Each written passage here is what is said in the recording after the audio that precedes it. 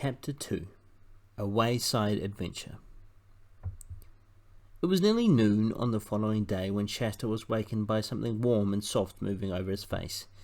He opened his eyes and found himself staring into the long face of a horse. Its nose and lips were almost touching his.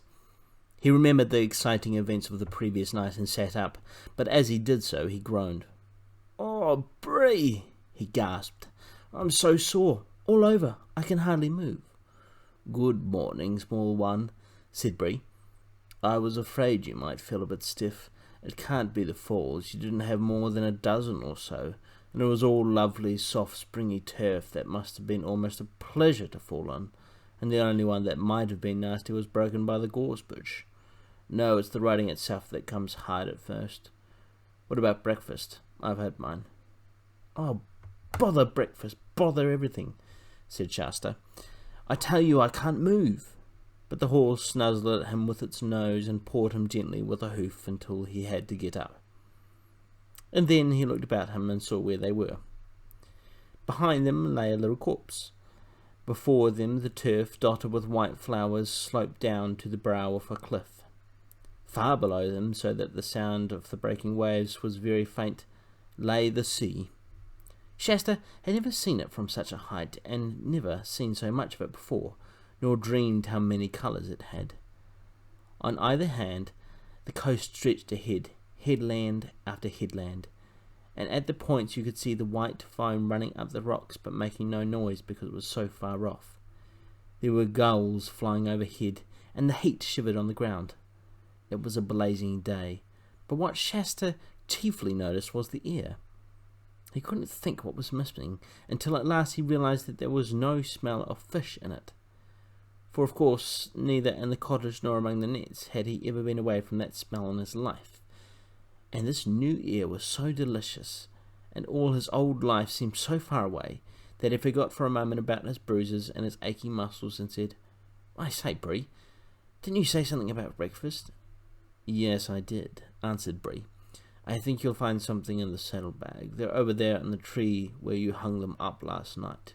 Or early in the morning, rather." They investigated the saddlebags, and the results were cheering. A meaty pasty, only slightly stale, a lump of dried figs, and another lump of green cheese, a little flask of wine, and some money, about 40 crescents in all, which was more than Shasta had ever seen. While Shasta sat down, painfully and cautiously, with his back against a tree and started on the pastry, Bree had a few more mouthfuls of grass to keep him company. "Won't it be stealing to use the money?" asked Shasta. "Oh," said the horse, looking up with its mouth full of grass, "I never thought of that. A free horse and a talking horse mustn't steal, of course. But I think it's all right. We're prisoners and captives in enemy country. That money is booty, spoil. Besides, how are we to get any food for you without it? I suppose, like all humans, you won't eat natural food like grass and oats." "I can't." "Ever tried?" "Yes, I have. I can't get it down at all. You couldn't either if you were me." "You're rum little creatures, you humans," remarked Bree. When Shasta had finished his breakfast, which was by far the nicest he had ever eaten, Bree said, "I think I'll have a nice roll before we put on the saddle again," and he proceeded to do so. "Oh, that's good, that's very good," he said, rubbing his back on the turf and waving all 4 legs in the air. "You ought to have one too, Shasta," he snorted. "It's most refreshing." But Shasta burst out laughing and said, "You do look funny when you're on your back." "I look nothing of the sort," said Bree. But then suddenly he rolled round on his side, raised his head, and looked hard at Shasta, blowing a little. "Does it really look funny?" he asked in an anxious voice. "Yes, it does," replied Shasta. "But what does it matter?" "You don't think, do you," said Bree, "that it might be a thing talking horses never do? A silly clownish trick I've learnt from the dumb ones. It would be dreadful to find when I get back to Narnia that I've picked up a lot of low, bad habits. What do you think, Shasta? Honestly now, don't spare my feelings. Should you think the real free horses, the talking kind, do roll?" "How should I know?" Anyway, I don't think I should bother about it if I were you. We've got to get there first. Do you know the way? I know my way to Tashbaan. After that comes the desert. Oh, we'll manage the desert somehow, never fear. We'll be in sight of the northern mountains then. Think of it. To Narnia and the north. Nothing will stop us then. But I'll be glad to be past Tashbaan. You and I are safer away from the cities. Can't we avoid it? Not without going a long way inland, and that would take us into cultivated land and main roads, and I wouldn't know the way. No, we'll just have to creep along the coast. Up here on the downs we'll meet nothing but sheep and rabbits and gulls and a few shepherds. And by the way, what about starting? Chester's legs ached terribly as he saddled Bree and climbed into the saddle, but the horse was kindly to him and went at a soft pace all afternoon. When evening twilight came, they dropped by steep tracks into a valley and found a village. Before they got into it, Shasta dismounted and entered it on foot to buy a loaf and some onions and radishes. The horse trotted round by the fields in the dusk and met Shasta at the far side. This became their regular plan every second night. These were great days for Shasta, and every day better than the last as his muscles hardened and he fell less often. Even at the end of his training, Bree still said he sat like a bag of flour in the saddle. And even if it was safe, young'un, I'd be ashamed to be seen with you on the main road. But in spite of his rude words, Bree was a patient teacher. No one can teach riding so well as a horse. Shasta learned to trot, to canter, to jump, and to keep his seat even when Bree pulled up suddenly or swung unexpectedly to the left or the right, which, as Bree told him, was a thing you might have to do at any moment in a battle.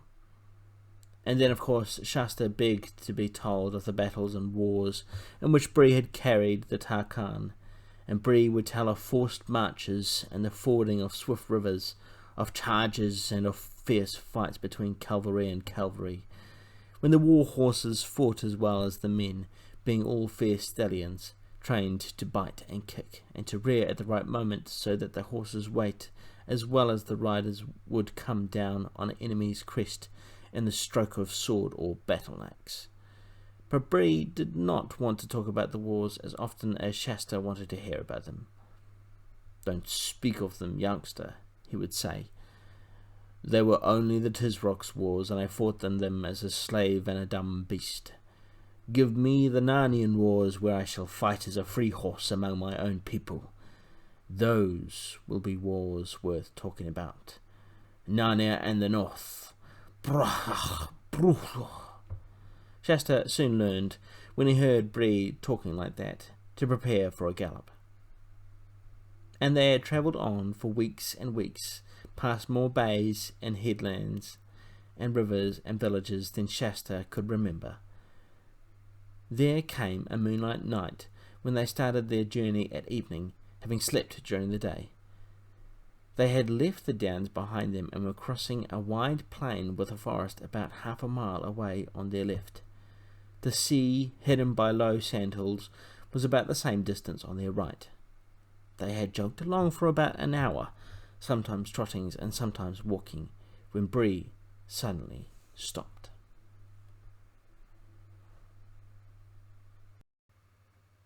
Now, a couple of quick questions for the end of part 1 of chapter 2. So question 1, why did Bree become anxious when Shasta laughed at him? And question 2, why couldn't Shasta walk into the villages with Bree? Why did they have to split up? And an activity, if you want to, you can draw a big stallion like Bree. See if you can draw it.